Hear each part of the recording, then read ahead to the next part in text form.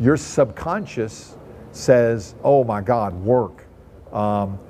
Every word we use and say to ourselves and to others has an emotional connection.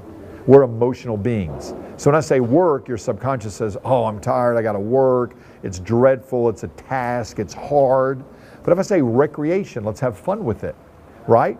Your fun assignments, your recreations, your subconscious, your mind says, wow, let's have fun. So again, I'm gonna ask you, accountability. Have you really done that little fun assignment, that recreation I asked you to do? Where do you really want to be?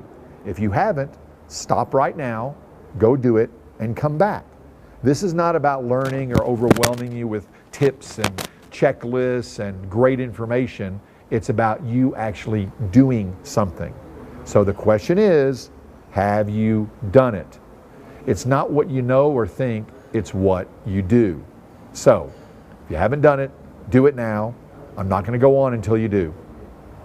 Okay, you did it, let's start. Here we go. Working backwards. What activities do you have to do to get there? Most people set a goal and never do anything. So what I want you to do is break it down for yourself, your team, your money, your workout, your health, your relationships, your spiritual life. What little things do you have to do now, but start working backwards? So 1 year from now, if I want to do 3 more deals, get 3 more customers, make an extra $100,000 in my business, what do I have to do? If I want to lose 10 kilos or 20 pounds, what do I have to do? Well, a year from now, I will have lost the 20 pounds or kilos. That last month, I'll have to be exercising and eating right, going to the gym 2, 3, 4 times a month. The 10th month, 9th month, 8th month, 7th month, 6th month, 5th month, 4th month, 3rd month, 2nd month, 1st month, set a goal. If you want to sell more, how many calls will I have had to make? How many presentations will I have to make? Let's work backwards. Now, we work backwards till now, and what most people do is they overwhelm themselves, set too big of a goal. Don't do it. I recommend starting in 14, 18, or 22-minute increments. Give you an example. If you haven't gone to the gym in 5 years, don't say I'm going to go for an hour and a half 4 times a week or 5 or 6 times a week. That's too much. If you want to start a business, don't overwhelm yourself. So let's work backwards into what do I have to do this week, next week. Start with 14, 18, 22, maybe 30 minutes. Okay, I've got to write a plan. I've got to make some phone calls. Break it down into very small, easy to do things, because what we're going to build for you is habits of success. See, everything in your life's a habit. You wake up, you do certain things. During the day, you do certain things. At night, you do certain things. You call your loved ones. You have habits. And in order to change these habits, we've got to break them down into very simple beginnings. So, go to the gym for 18 minutes. Go for a walk for 18 minutes. Maybe 2, maybe 3 times a week. Then next week, increase it, maybe 20, 25%. So if you're doing 20 minutes, 20% would be 4 more minutes. Then next week, do 24 minutes. Then the week after, 20% increase, that'd be about another 4 or 5 minutes. Now you're up to 30 minutes. But what you're doing is something that anybody can start with, habits of success. So if you're trying to change your diet habits or spiritual habits, don't try to do it all at once. It almost never works. It can, but almost never works. But when you build a habit, 10 minutes, 20 minutes, 30 minutes, business, finance, savings, getting out of debt, whatever your goals are, working backwards, you can start it and continue it. Build habits of success. Most people overwhelm themselves, they get burnt out, it's too much, and they don't do it. Then what lessons that teach you in your subconscious? Well, I set 10 goals. I was going to work out 5 hours this week and drop all the cheesecake and the pizza. I was going to go make an extra $1,000 this week. You're overwhelming yourself. Then when you don't do it, your subconscious says, well, I'm a failure.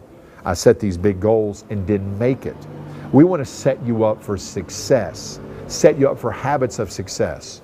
Are you setting yourself up, your team up, for success or for failure? When you set your goals too large and too big in the beginning, you're probably setting yourself up for failure. But anybody can walk for 15 or 20 minutes. Anybody can make a few changes if you really want to. Then go back and dig down deep into that level of motivation. Now, accountability. Here's the trick. The worst person to hold ourselves accountable is ourselves. How do I know this? Because I've done it. So the question is, who's going to hold yourself accountable? If you make it a team effort, a social effort with your friends, your group, your family, get them involved, and if you write it, what you're going to do and have someone hold you accountable, your accountability, your follow through, your success will go up exponentially.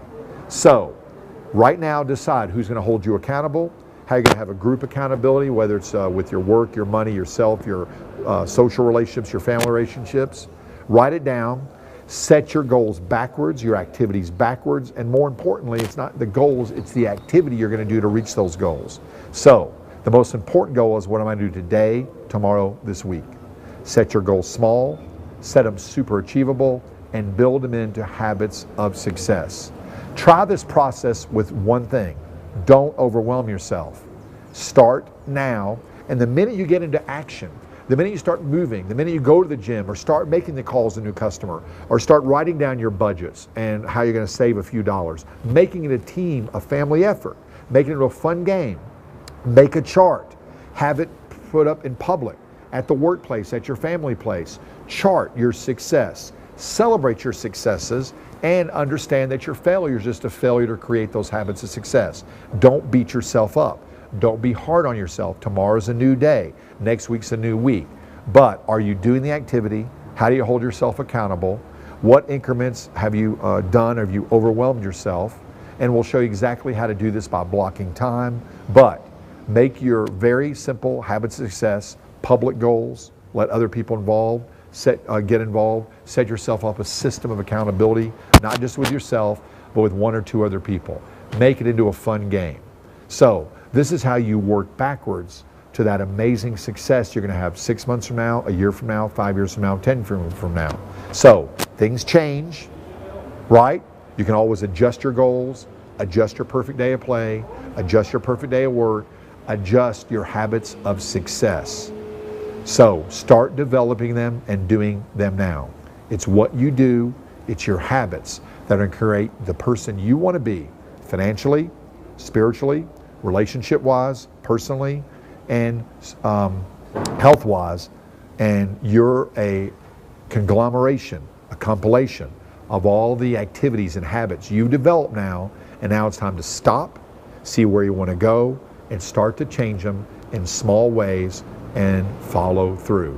You can do it, it works, have fun with it, and let us know how it's going.